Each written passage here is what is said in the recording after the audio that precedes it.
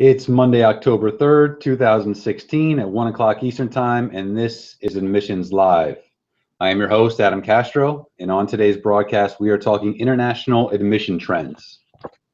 Admissions Live is part of the Higher Ed Live network, offering viewers direct access to the best and brightest minds in education. Live broadcasts allow viewers to share knowledge and participate in discussions around the most important industry issues. Today's live viewing experience is powered by Maestro, the premier marketing tech platform for broadcasters. All episodes of Admissions Live are free and accessible in the video archives at higheredlive.com and in podcast format on iTunes. Today's episode is made possible by Chegg Enrollment Services. Chegg is a leading student marketing firm focused on helping institutions save time, save money, and recruit smarter. Leveraging a multi-channel approach that includes digital search sites, social media marketing, and direct-to-student messaging, Chegg Enrollment Services can help you accelerate response time while capturing real-time student interest. Visit edu.chegg.com/insights to learn more about Chegg's most recent student research and recorded professional development webinars. All right, so I'm very excited about today's episode of Admissions Live, mostly because my two guests today are absolute experts in the field of international admissions, very passionate about the topic, and I think you're just going to get a lot out of today's episode. So without further ado, a couple things we're definitely going to go over today. One, we're going to examine the current landscape of international recruitment and enrollment. We're going to identify emerging trends in the field, and we're going to talk about specific student migration patterns and opportunities and challenges that go with them. Okay, so I have two great guests, as I mentioned. To help me do that today, I want to introduce them now. First, I have Marco Dinovelli. He's the Associate Director of International Recruitment at Rutgers University in New Jersey, who is fittingly joining us right now from Seoul, Korea, at about 2 a.m. So we appreciate him jumping on and being with us today. And I also have Bryce Loo, the Research Associate at World Education Services, better known as WES, and co-author on a new WES research report entitled Improving the International Student Experience, Implications for Recruitment and Support, which will be released tomorrow on Tuesday. And the report will be made available for free download through WES's online publication, WNER World Education News and Review. So we'll look forward to reading that as well. So thank you both for joining us today. If you guys following along with us, you can certainly ask questions for Bryce and Marco during the broadcast. Use hashtag HigherEdLive. I'll be following along. And if we have a question that kind of lines up with what we're discussing, we'll certainly get on the air for you and answered. So let's just jump right into this. And I want to start with Bryce. And I really want to talk about a little bit of an overview about the size and scope of international enrollment in the U.S. today. How many students are we talking about? And what are the top 5 countries of origin out there? Sure. So thank you again, Adam. The latest data that we have comes from the 2014-2015 school year, and it comes from the Institute of International Education's Open Doors report. There's always a lag time in the data.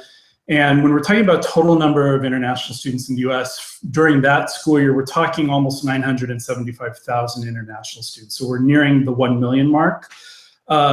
It's very likely when we get the newest Open Doors report next month for the 2015-2016 school year, we will have gone over the 1 million mark. And in fact, we do get a little bit of snapshots of data periodically from CVIS. I'm sure most of you know CVIS is where you enroll your international students basically with the US government. And from that, we know that as of last school year, the end of last school year, when we're looking at F1 and M1 students, we're at about 1.2 million international students in the US. So we are almost certainly over that by now. When we're talking about the top 5 countries, again, going back to 2014, 2015, China, of course, is really the dominant player. They're almost a full third of all international students in the US, well over 300,000 of them. The next one would be India, and India has kind of rebounded from a decline of a couple years ago. They're shooting back up there at well over 100,000 international students. Followed by South Korea, which has been kind of on a steady decline the last few years, likely for a variety of different factors. The fourth being Saudi Arabia, and they've really grown quite a bit in recent years, though we anticipate some issues coming forward with Saudi Arabia probably within the next few years. And then Canada comes in at 5th place, holding very steady. That's great, thank you. So Marco, you work at a flagship public university that's heavily, obviously, invested in international recruitment. Can you talk a little about your experience? Are you seeing similar migration patterns at Rutgers, and what countries are you emphasizing and why? Sure, and for us at Rutgers, things are very similar to what you're seeing, across the U.S. and at other, large state universities. But like I think, one of the things, Bryce and I are going to differ on is he's taking the national perspective. Every school, it's just a little bit different in what's the most important to them. So for us, the top three, is exactly the same as what Bryce said. China is number one, it's by far number one. India has emerged as our number two for years and years. South Korea was our number two, but as they have declined, India has been increasing. We are anticipating and expecting that India is going to continue to grow into the future. I know later on this podcast we're going to talk about bubbles and trends that are going to be going forward. But India, as a growing economy with a large expected growth in their middle class, as a country, we're expecting to see that their numbers, while they're already number two, they're going to continue to grow in that capacity. South Korea has been trending down for us for a number of years now. This year, we're expecting, still waiting on our final numbers, to be down about 20% from South Korea. And again, when I'm speaking from the undergraduate perspective. This is not our graduate numbers at Rutgers. This is just our undergraduate numbers. We actually at Rutgers were never a school that had a large Saudi population. While that is different than you'll probably see at a lot of large state schools, for us, we've only ever brought in a few Saudis each year. So the decline in the Saudi numbers hasn't really directly affected us. For us, our number four winds up being Taiwan. Number five, just like Bryce mentioned, would be Canada. So a lot of similarities there, but there are certainly some things that are just a little different for us. All right, thank you. So we've already alluded to it a little bit, but I think what people are really interested in talking about these individual countries and emerging trends that we're seeing. So Bryce, I want to go back to you and talk about a couple of different areas and we've touched on a few. But let's first talk about Brazil. So Brazil has seen tremendous growth in the last few years. Been in the news a lot. We know with the Olympics and Zika and everything like that. What changes are happening in Brazil, and what impacts might this have for international recruitment from Brazil? Yeah, certainly. So Brazil has been a big growth country in the U.S. in the last few years. It really jumped up very heavily in coming into 2014, 2015, coming into number 6, right below Canada. And a lot of that growth, of course, has been because of a major government scholarship program. It goes by usually one of two different names, either the Science Without Borders program or the Brazil Scientific Mobility Program, BSMP. So people call it one or both. And it was really started and really funded at a time when Brazil's economy was very hot. It was growing. It was becoming a major world player. Like it had really never been before, and it really capitalized on that to send a lot of its students abroad, very heavily, particularly, of course, to the U.S. The situation now has very much changed within about the last year to year and a half in Brazil. Both political and economic problems have really reared their heads in Brazil. So starting on the political side, the biggest thing, of course, to note is that at the end of August of this year, Brazil ousted its president through an impeachment process. So Dilma Rousseff, the president who started the BSMP program, is now out of office by vote of Brazil's Congress, and her vice president, Michael Temer, has stepped in as president now. So there's a lot of political turmoil happening in Brazil. A lot of it stems around corruption, particularly around the nation's oil industry. And a lot of it has also been an outgrowth of the economic problems in Brazil. So Brazil is officially in recession. It has high inflation, high unemployment, low confidence within the economy in general. That may stabilize with the new government coming in, and there's belief that this new president could potentially help stabilize the economy. But it's really taken a dent at the BSMP program. So once the problems really started up and there were budget problems, they capped the BSMP program. So it's not officially done, but they basically stopped accepting new students to it. So any students that are currently abroad on the BSMP program should be able to finish their time abroad as of now. But as of now, they're not really sending any new students out. So a lot of schools that were really relying heavily on Brazilian students are really seeing a big dent in that. And that may continue for the time forward. The program is supposed to go through 2018. We're not sure if it will continue then, if it will be stopped before, if they will renew it in 2018. A lot of it just depends, of course, on the economic and political situation within Brazil. So we're definitely in a wait and see mode when it comes to Brazil. And I know a lot of institutions that were really heavily invested and we're bringing in lots of students from Brazil. So obviously the way the government shakes out there is going to be of paramount importance to a lot of schools here in the US. Let's move on to Saudi Arabia. You know, they're making big changes to their scholarship program. Can you speak about some of those changes and what they might mean for institutions recruiting from or they're looking to recruit for the first time in Saudi Arabia? Certainly. So like Brazil, Saudi Arabia, a lot of the students that have come there have come through a large-scale government scholarship program. And in fact, the King Abdullah Scholarship Program, the big main one for Saudi Arabia, has been very generous in the past to students. They've brought in huge numbers of them, generally fully funded, both tuition and living costs for students. Very generous in terms of English language training for these students, and most of them usually need at least some of it coming into the US. But Saudi Arabia, as a major oil exporter, has really been hurting a lot because of the low oil prices, as a lot of countries have been around the world. And so they've also faced some budget problems because of that, and they've kind of scaled back the CASP program as a result. Unlike Brazil, they haven't capped it, it's still going, but they've made it much more rigorous. So the requirements to get the scholarship are much higher for students, so it may exclude a fair number of Saudi students. But important for a lot of institutions in the US to know, generally now what the Saudi government is looking for is they will only give the scholarship to students who are accepted and going to one of the top 100 institutions worldwide, not just in the US, but worldwide.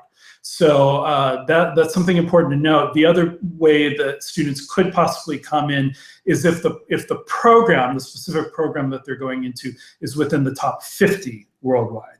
So there's these two main routes, and of course that's going to really scale down Saudi enrollment for all but really the elite institutions. So we know that a lot of, particularly some of the smaller state schools and whatnot, have really started already seeing a big shrink in the Saudi numbers. The other thing that the Saudi government has been doing with the scholarship is they've scaled back the English language training. So it used to be about a year, now it's down to about 6 months or less for students. So that's also gonna exclude quite a few students who may need a lot of English language training before they can set foot into US college level courses.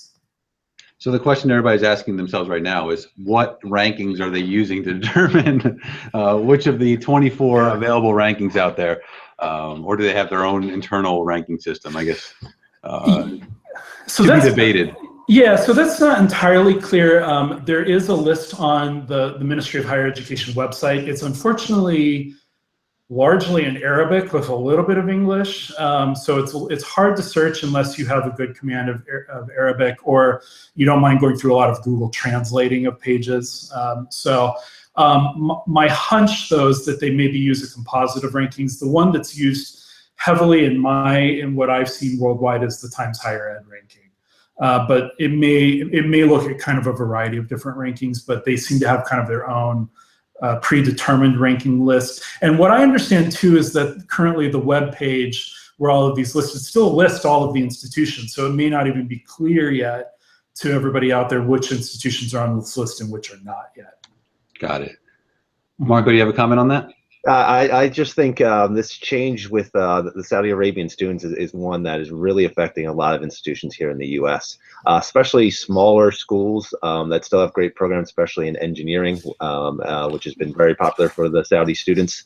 A lot of these schools have been really, really reliant on these students who have come in. They've done their English language training for a year, sometimes even more than a year, and then going on for their bachelor's degree. So if you can imagine, at some of these schools, that'd be 50% of their incoming international class, and that's going to be there for 5 years. And suddenly, they don't even have the opportunity to recruit these students anymore. So this has been a really big change for them. And I know a lot of schools are suddenly looking at their numbers this year and saying, what happened? Why are we so low compared to previous years? And it was just, again, when something changes in the government, this is things that can happen to us over here in the US when we're doing our recruiting. Well, it seems like it's going to be a mad rush to get on this list. Yes. People are going to have to identify, if they're on it, and if they're not, how do they get on it? So it'll be interesting to see how that plays out. I do want to move to South Korea because it's been mentioned a couple of times already. So continues to be the third largest sender of students to the U.S., but they're in several years of consistent decline. So Bryce, what should we expect in terms of South Korea going forward over the next couple of years? Yeah, so South Korea is a really interesting case because they consistently are still the third place in the U.S., but have been declining little by little over the years. And South Korea is a little bit different than a lot of the other top countries in that they're highly economically developed, on par with the U.S. and other highly developed countries. So they have a lot of internal capacity to bring in students to their own higher education system. That may be a lot of what's driven some of the declines in South Korea. But we just recently profiled a big change that's happening in South Korea on our online publication, WNR, if you want to look more into this as well. But there's a big change happening within the higher education system within South Korea that may actually drive some new student mobility back into the US and other big destination countries. And this is a program in which the government, the South Korean government, is really subsidizing 21 of South Korea's universities. And it's a program called PRIME, which stands for, I have to actually look it up, Program for Industrial Needs Matched Education. And what they're doing is they're trying to address what they see as a potential big gap in the employment market in South Korea, where there's going to be not enough engineers and far too many graduates in the humanities and social sciences and the liberal arts and all of the related disciplines. So what they're doing is, with these 21 universities, they're giving them money to scale up their engineering and other STEM-related departments, to either open new ones or to expand the current ones they have, and to open up a lot more slots in those fields. And at the same time, to either merge or close some of their humanities and social sciences programs and to scale down the slots. So the idea is it will hopefully match the needed job slots, 5 or 10 years down the road within South Korea. And this has a lot of implications for mobility. And another thing to mention with that is, while the subsidy is going to 21 universities, what's anticipated is the vast majority of South Korean universities are going to start following this trend as well. They're going to start scaling up their engineering and STEM-related departments and scaling down basically everything else, humanities and social sciences. But in terms of mobility, what this means is that, starting in the second year of high school in South Korea, they start tracking. So students generally will pick either a natural sciences stream or a humanities, social sciences stream. So the students that have already started into the humanities and social sciences stream will suddenly find themselves with a lot less available university slots when they're done. South Korea has something like 70% of their high school graduates go on to higher education. It's one of the highest enrollment rates in the world. And so you're going to find a lot of them who are suddenly scrambling to figure out what to do in terms of, where should I go now? And many of them may, in fact, look to go abroad. We, of course, don't know exactly what's going to happen, but in the short term, we may see more of them looking to come to the US, particularly in these fine arts, humanities, social sciences programs. And there are some forecasts that the enrollment from South Korea may start to inch back up little by little.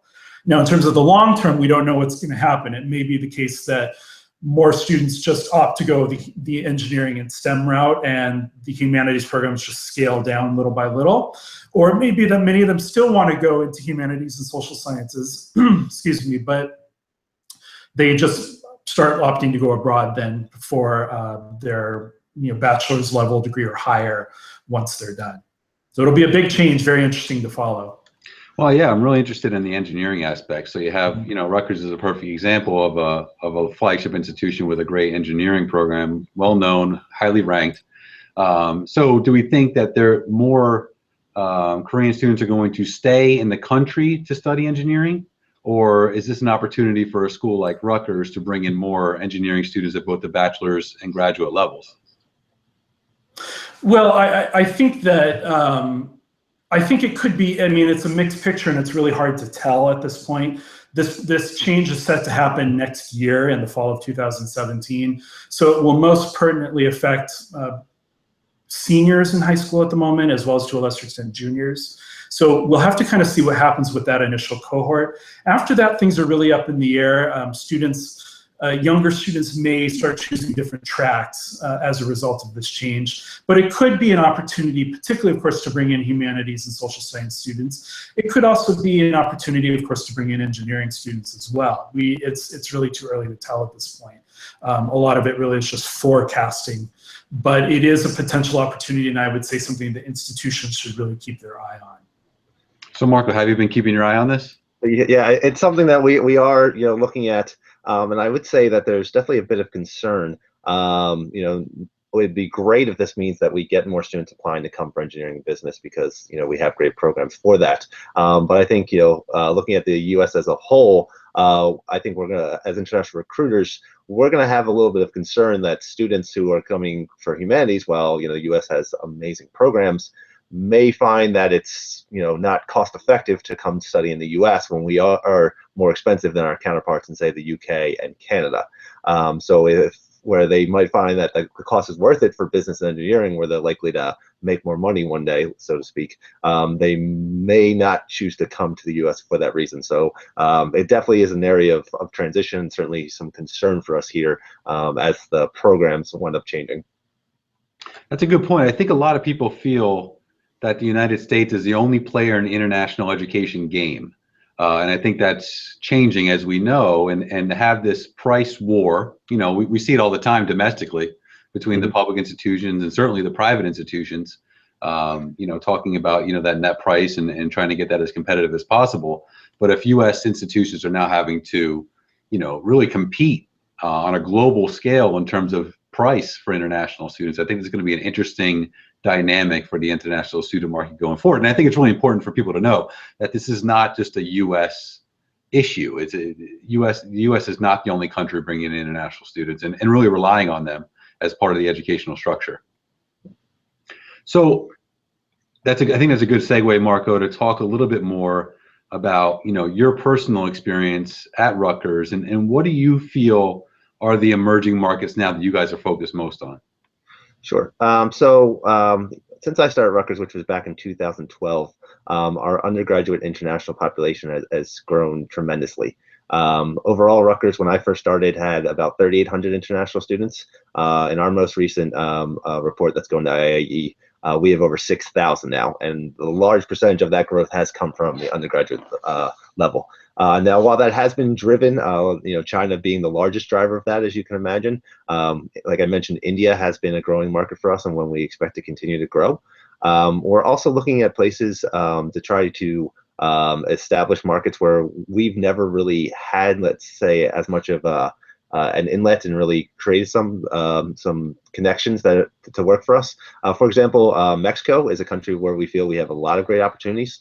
Part of that is because of our location. New Jersey being so close to New York City and having such a large Mexican American population, we have a lot of people who have relatives who are still in Mexico who are looking for educational opportunities. So we've decided in the last couple of years to put an emphasis on spending more time in Mexico and going down there to recruit.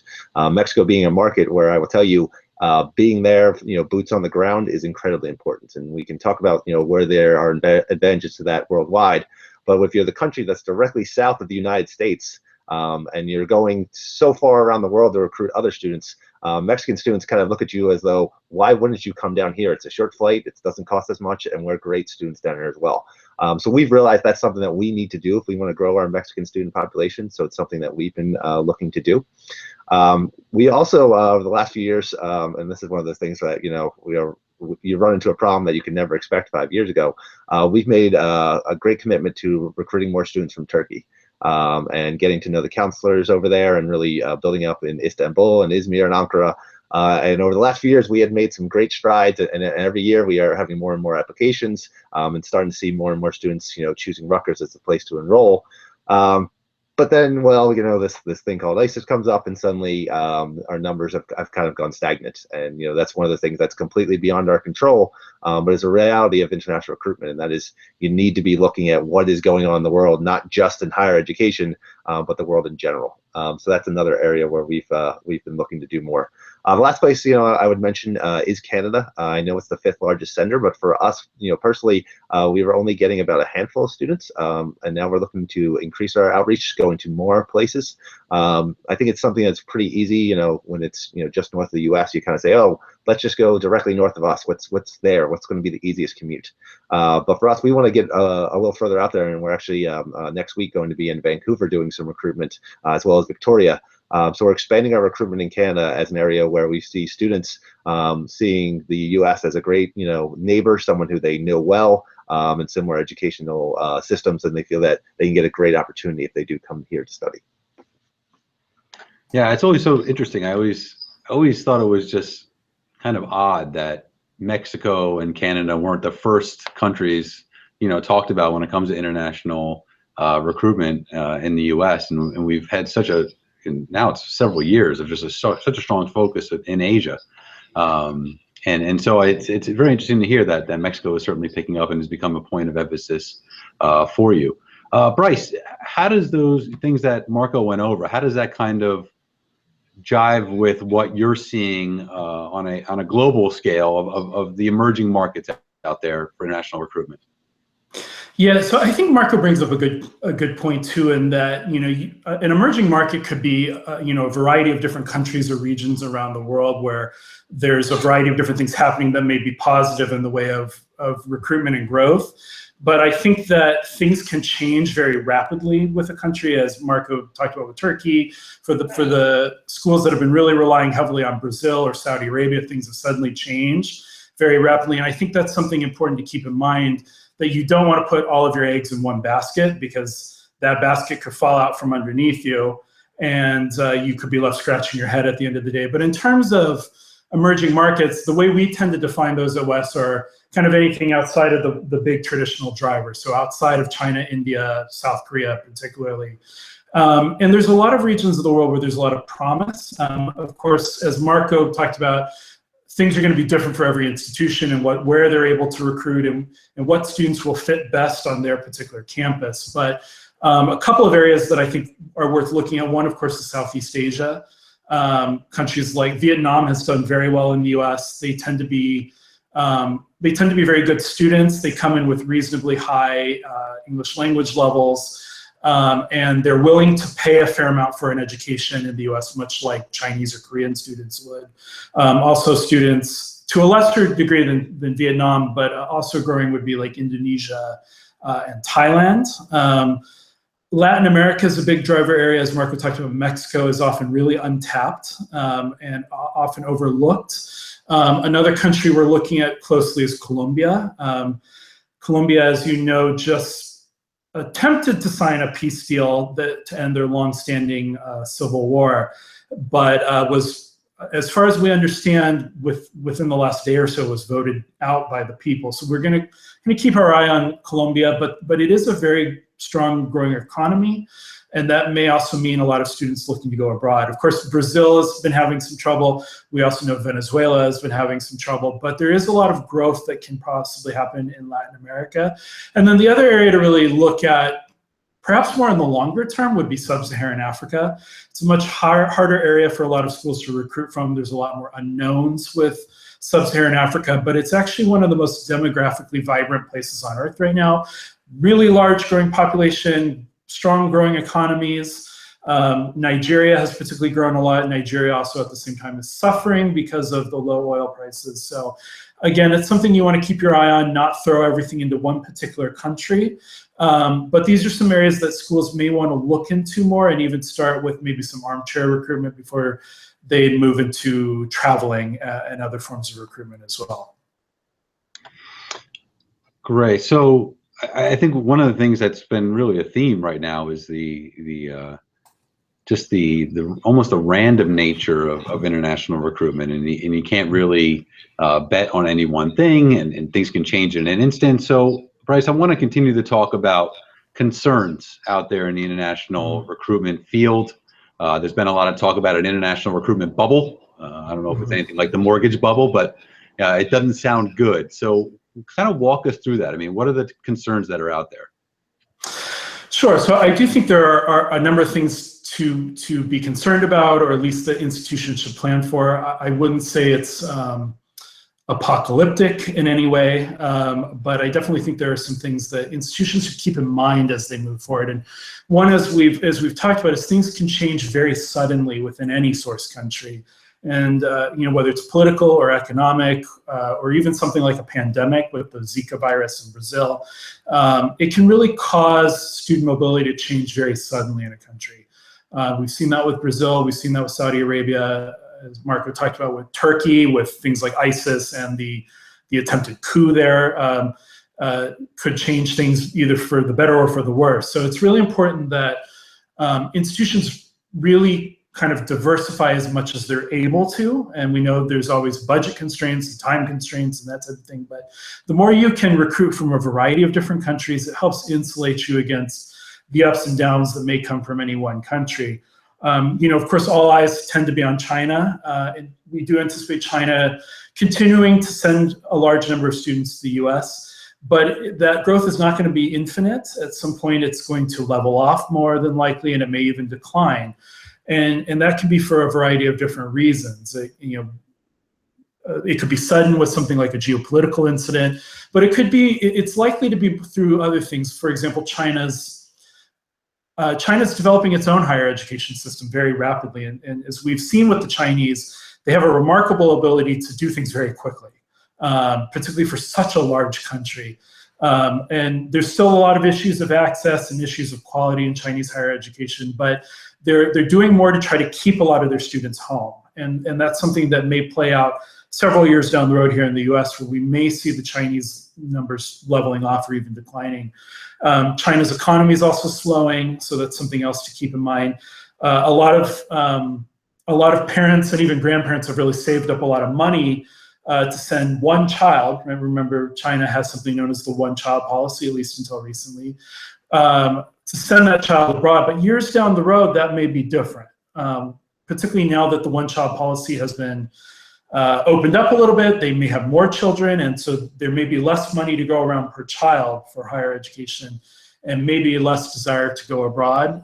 Another thing is that not just for China, but for a lot of countries, there's kind of a realization that there's also, while there's a lot of advantages to coming to the US that I think we all know about, there's some disadvantages as well that a lot of Chinese students and parents are starting to see. For example, say you have a Chinese student who's come in at age 17 or 18 for their undergrad at an American university. They stay 4 or 5 years, maybe do a year of OPT.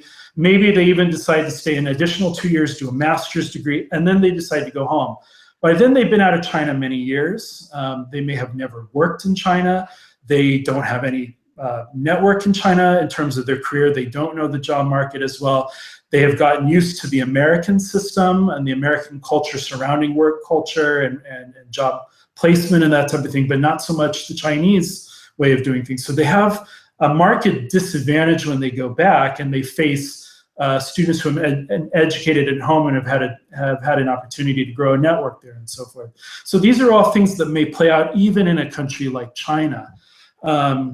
And then in terms of other things to look at, of course, there's the political situation here in the US.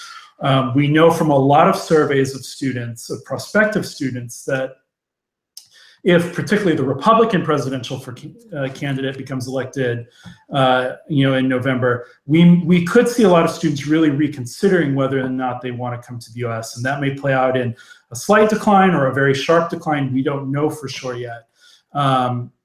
But a lot of students may consider going elsewhere, particularly from certain parts of the world. And then, there's issues that students really think about in terms of, for example, safety in the US. We look at media reports of things like mass shootings. And then, as we talked about earlier, there's lots of competition now as well. So as students maybe rethink where they want to go, if they decide to go abroad, there's a lot of other countries that are happy to snap up a lot of these international students as well. Both the traditional destinations, Western Europe, Australia, places like that, as well as some emerging destinations, particularly within a region. So for a lot of East Asian students, China itself is becoming a big destination. Malaysia is becoming a big destination. They're drawing in South Korean students, Japanese students, students from all over South and Southeast Asia. So there's a lot of competition going on, and some of it is even coming in the form of policies. So in the case of Canada, for example, they're becoming much more competitive, or maybe they weren't in years past, because they're offering more immigration pathways to international students. So when they're done with their education in Canada, there's a good chance that the Canadian government will then grant them the right to stay long-term or permanently and even work towards citizenship. So a lot of different factors. None of it's really, as I said, apocalyptic, at least at this point, but things that institutions should really, take into consideration as they plan moving forward, both in the short and the long term. Yeah, you made I was jotting down when you were talking. You made two really interesting points that I thought that I just want to kind of go back to. One was this idea of assessing someone's ability to get a job after they graduate. So obviously this is a huge issue domestically. Almost everything that we're looking at in terms of grading an institution centers around the fact that we're getting students prepared for a career. Now that's never been the #1 motivator, I don't think, in international ed. But I think that's obviously moving in that direction from what you said. And in my personal experience, most international students are really taking advantage of every opportunity to study in the U.S. So they're coming for their bachelor's degree. They're taking a year of OPT, then they're going for a graduate degree, and they're taking a year of OPT. And so they're really maximizing their time here. And you're right, they've probably already gone through 2 job searches almost as a U.S. student would. And then when they go back home, it could be a completely different animal in a completely different environment. So I just want to reiterate that. I thought that was a great point.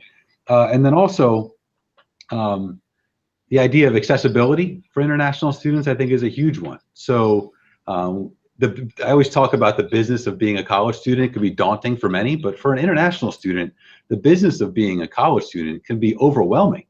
So if we move in a direction where we're being more restrictive, if we're putting in more hurdles, if we're putting in more guidelines, more policy, that's going to make that business of being a college student more problematic for an international student, they're definitely going to start looking at other countries like Canada that have a much more lenient policy or giving them options post-graduation. So I think those are 2 very good points that people need to consider when they're looking at trends going forward. Absolutely. Thank you for sharing that. I do want to switch gears here. I want to go to Marco because there's still a ton of schools out there that really aren't recruiting internationally. Certainly not recruiting on the ground. There's a lot of schools doing armchair recruitment, have been for years. So I want to talk to you a little bit about what if a school, wants to take advantage of one of these emerging markets, thinks they have a connection, they kind of want to jump into it. What are the kind of the do's and don'ts? How do they set things up to start really working in this international space? Well, I think people do things in a lot of different ways, some of them good, some of them bad. But as far as recommendations, I always like to tell anyone who I've ever talked to about getting started with international recruitment that the very first thing you need to do is you need to really assess who you are as an institution and really start taking a look at your data. I know a number of schools are like, oh, we get all these applications from so-and-so country, so that's where we need to go. We don't need to go to this country. We only got 5 applications. Well, if you look at your data, you may find that all those applications in that one country may be just coming from 1 or 2 schools. Whereas those 5 applications may change to different schools every year, and maybe there's great variation. Maybe you have some counselors there who have a great opinion of your institution. So take a look first at yourself. Okay, what are you already getting? Where are your international applicants coming from? Who's choosing to come? And if you have the opportunity, and I know, we're so fast paced when it comes to recruitment, sometimes we outpace higher education, which is slow to change. If you can take the time to actually talk to your international students who are already there and find out why they chose to come to your institution. What was the drawing factor? Was it that you had a particular program? Was it that they knew somebody who had gone to your institution? Was it that they are an athlete and they knew that they could come and get a scholarship? Find out who you are first before you just run out there and start doing things. And I think that's the step that is so easy to skip over. We get so caught up in numbers, this numbers game, and having to go as quickly as possible. take a step back, do a self-assessment, figure out what type of institution that you are and what your strengths are in your recruitment. I think that's step number one. Step number two is kind of, once you know who you are and where you want to recruit, figure out how you're going to get out there.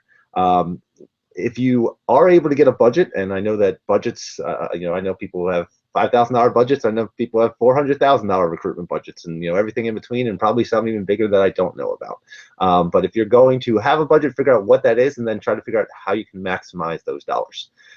Initially, if you're a new school starting with international recruitment, I think the most important thing you're going to need to do when you are actually out there on the road is just work on brand recognition and getting your school to be known. And that's not just a one-step process. That's something where it's getting your name out there as far as going and actually recruiting and going to different countries, but also packaging that with, using social media, with getting yourself in if it's a country that's very big on print media, put those things together to really focus on particular markets and areas. Third thing I think, is consistency. And this is something that I think is the other thing that we are quick in a recruitment to change, is to go somewhere, you don't see an immediate return on your investment, and so you're like, okay, let's go somewhere else.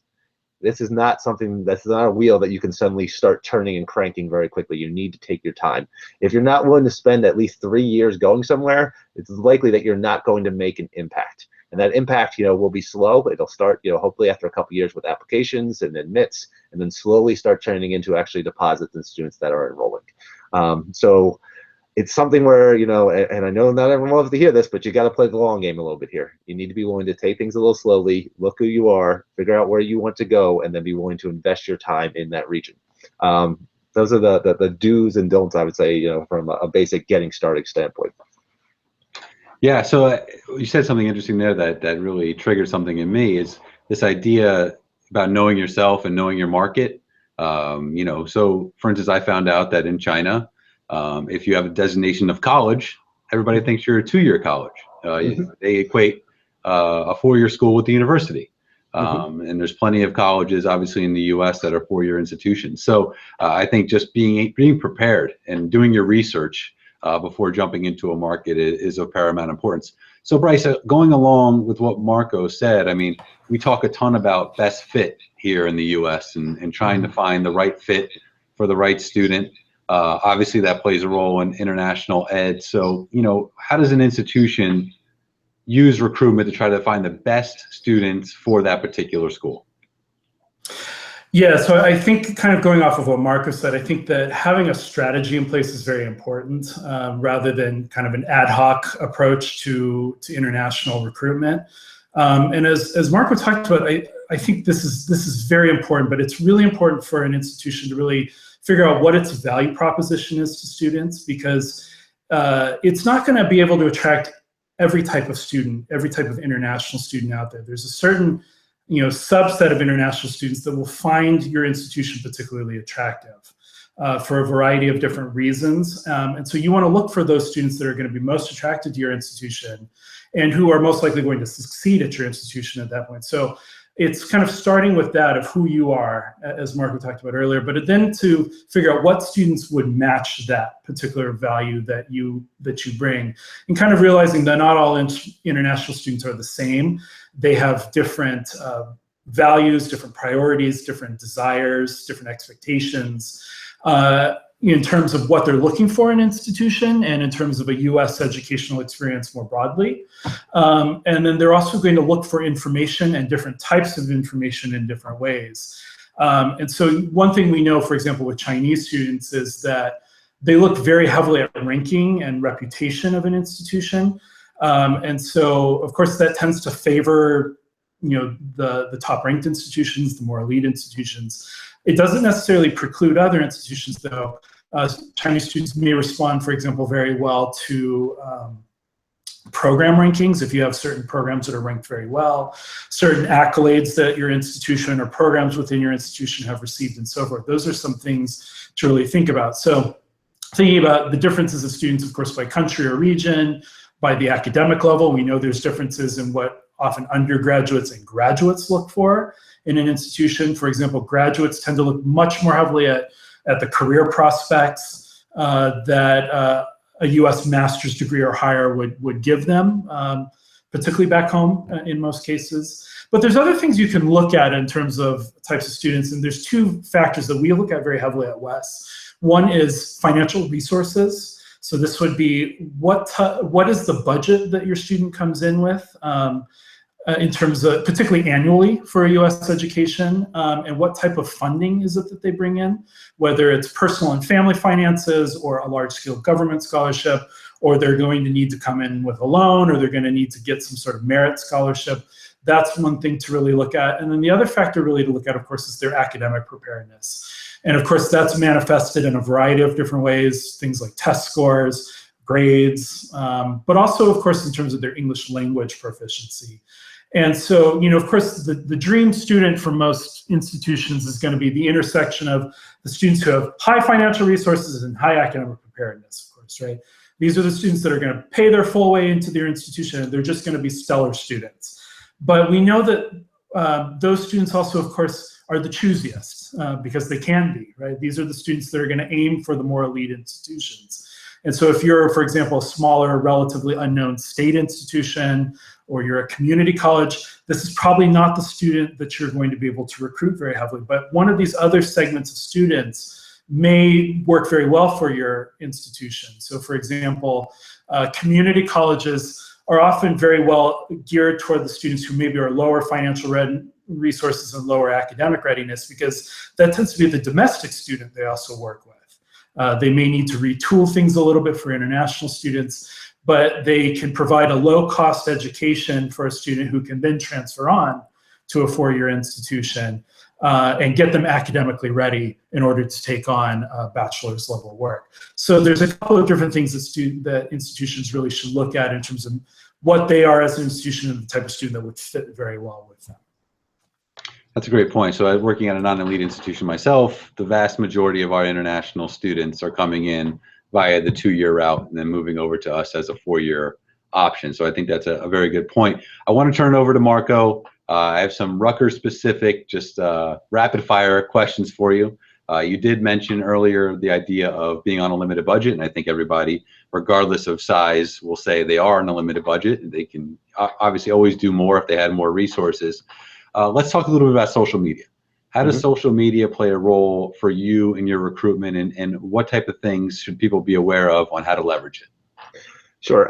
So social media by itself, I don't think it's going to necessarily make the difference for a lot of students and having them come to your university. That being said, it's a great tool to use leading up to any trip that you're going to be going on. While you're there, you know, we're very big, you know, and as soon as tomorrow starts and I start doing my trips, I'll be on Instagram and Snapchat and doing a whole bunch of different things, just getting people knowing that I'm here and the schools I'm going to and who I'm meeting with. Really trying to get that out there, and also once you leave, you want to keep that presence there wherever you can. So a lot of schools these days, especially schools who are doing international recruitment at a very high level, are giving students their different phone numbers that connect to different things such as WeChat and WhatsApp, so that students can contact them after they've left. This is something that, you know, depending on the size of your institution, may become problematic if you have too many students reaching out to you. But especially if you're in that smaller to medium-sized international recruitment game, if you can establish that direct connection with students where they're actually talking to you and keeping the conversation going after you leave, that's incredibly valuable. You have to also know the actual most popular, you know, types of social media in each country. If you are, you know, someone who's, say, a big Twitter person, you think, okay, that's where I'm going to meet students. The only country that really Twitter's still #1 is Japan. So it's great if you're really looking to recruit Japanese students, but if you're looking to recruit students in pretty much any other country, that's not the best way to do it. There's been a lot of growth, especially in recent years, when it comes to students wanting to use the different instant messaging apps. I mentioned WeChat. There's also QQ. So being able to meet students where they want to talk to you. There's so much, you know, conversation about millennials and their advantages and disadvantages. But I think in higher education, we need to forget about talking about, oh, we wish they did this, and start meeting them where they are. And that is so true for domestic students. And I know, Adam, you deal with this at Bloomfield, but it's something that's got to be just as true, if not more true, for international students. You can't see them every day. You have to meet them online and meet them on social media. Great points. And apparently I can only recruit in Japan because the only social media network that I'm any good at is Twitter, and I haven't figured out Snapchat at all. So Okay. I have some work to do there. So I do want to touch on the idea of test optional as well. So tons of schools are moving to test optional, even for international students. You work at Rutgers, who is not test optional. Can you talk about the advantages and disadvantages of being a test optional institution? Sure, and I think we'd all agree, we have a brand new SAT out, we still have the ACT out, and I think even with the brand new SAT, none of us think it's a perfect test, and it's the perfect way to say whether or not a student's going to be successful at one of our institutions.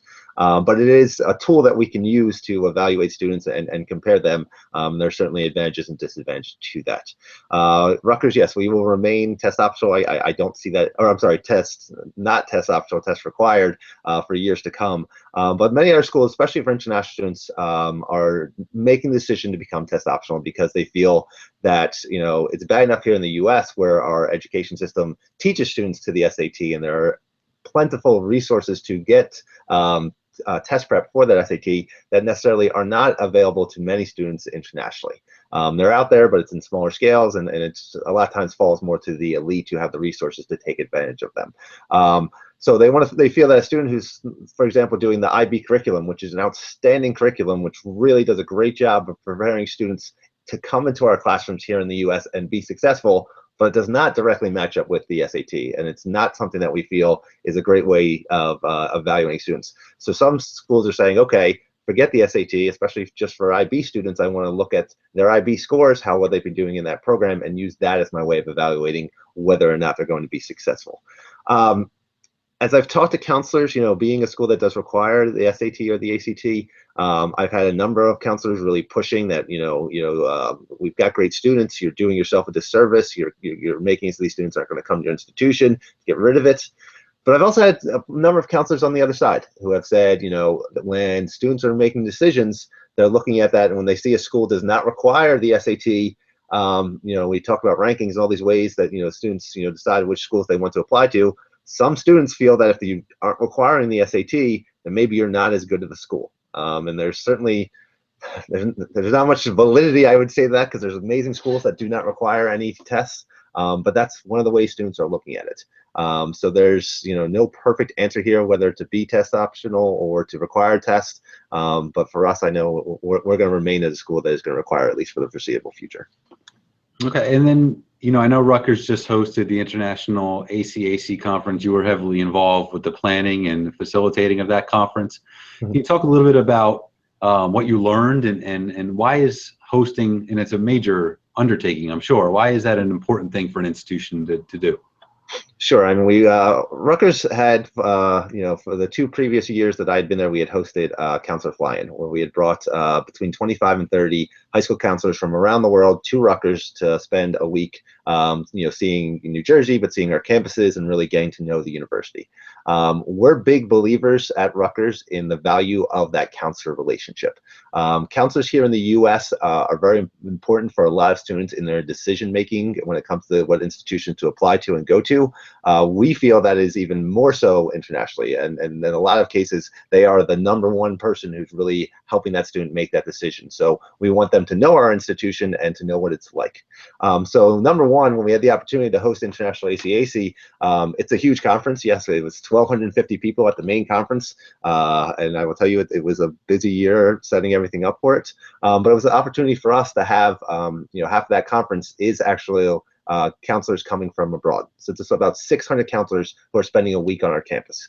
They're getting to know, all of our facilities, getting to see all that we have to offer, but they're also getting to know us. And I think that's something that people need to, make sure they're putting emphasis on when they're talking to the higher ups and to, faculty about why would you host counselors on your campus. People from around the world have perceptions about the U.S., and they also may have perceptions about where you're located or about your institution. And a lot of times, the only way you're ever going to change perception is to actually have have counselors actually come and be on your campus and live it and see it for themselves, so that they can understand why it's a great place for their students. So for us, it was the opportunity to have, forget 25 or 30, which was great programs and really helped us. Now we had 600 counselors who got to live and breathe and see, that, this is New Jersey. We're not just the Sopranos. We're not just the Jersey Shore. We have a lot of amazing things going for us. We got a great location, and that's why you should really have your students consider us as a destination for them. I'm impressed it only took you 55 minutes to start working the Soprano reference in, so it's fantastic. Well, I held off before the good. This hour is flying by, and Bryce, I want to get to your research. As we mentioned in the introductions, you've co-authored a new report on international student experiences. Can you talk a little bit about what international enrollment management needs to know about the international student experience? Sure. So the report, let me just mention, is available tomorrow, and it's available for free download if anyone wants to kind of learn a little bit more about this. But we've learned a lot through our research and through a lot of other research out there that there's a really big tie between international student experiences and their satisfaction levels with recruitment overall. It's actually a bigger tie-in than I think a lot would realize. We know, and that we learned from our research that current international students and those who have graduated from U.S. institutions, when they're satisfied with their experience in the U.S., they're much more likely to recommend their institution to others. There's a really big correlation between those two variables, and so it's really important that enrollment management looks at not just the matriculation of students, but beyond that. And what's the type of experiences that students are having on campus? Are they being well supported once they arrived? Because that can feed back into the recruitment cycle, whether it's through students who can be good brand ambassadors for the campus back home when they go home on a break, or maybe alumni who have gone back home who really enjoyed their time at their institution and can maybe talk about it, whether in a formal way through an education fair or going maybe to their home high school and talking about it, or just through informal means through family and friends and others that they encounter. We saw a lot of quotes in the survey that we conducted of current and former international students where you could tell right away that these students were either going to be a great asset to the institution because they were satisfied with their overall experience, or they were going to be a big liability for the institution because they really did not meet their expectations and they were not satisfied with what they came away with. And we saw things like, I loved my experience. It was great. I would tell everyone, I would tell my friends, I would tell my family to enroll in this institution. And then we saw some on the flip that said, I had a terrible experience. The institution just wanted my money, and they didn't care about me, and it was a subpar education, and I would not recommend this to anybody.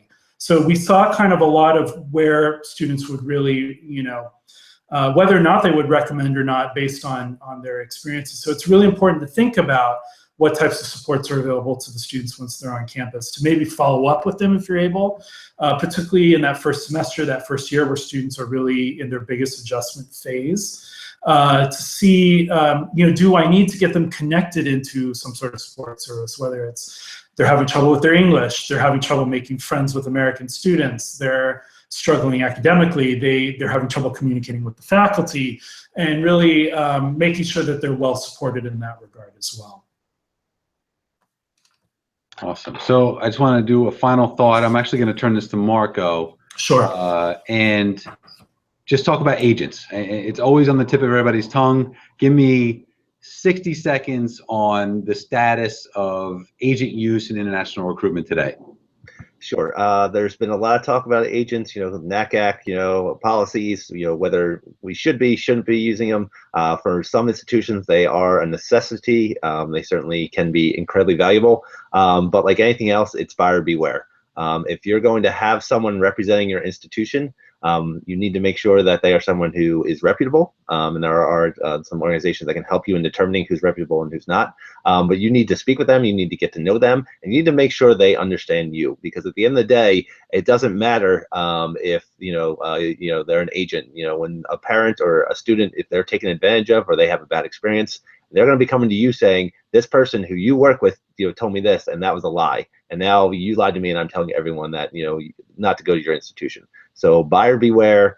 There's some great ones out there, but there's also some not great ones. So just know who you're getting, who you're working with when it comes to agents.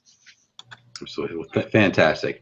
Well, again, that was probably the fastest hour that I've ever experienced here on Admissions Live. Thank you both so much.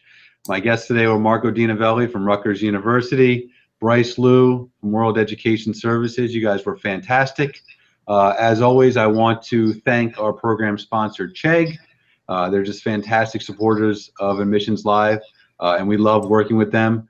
And I guess as a last word, I'll just say, you know, safe travels out there. Marco, especially you, and good luck on the recruitment trail. Thank you, guys. Thank you, Bryce. Thank you, Adam. Take care. Yeah, thank you both.